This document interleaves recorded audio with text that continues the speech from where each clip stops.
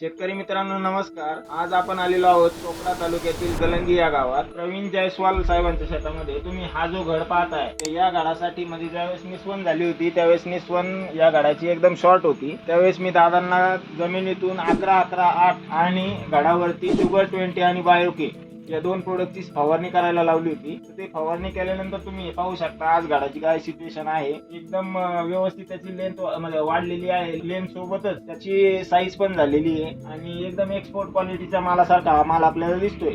तरी पण आपण शेतकऱ्यांकडून जाणून घेऊ की त्यांना औषध फवारणी केल्यानंतर काय रिझल्ट वाटले. नमस्ते दादा. नमस्कार.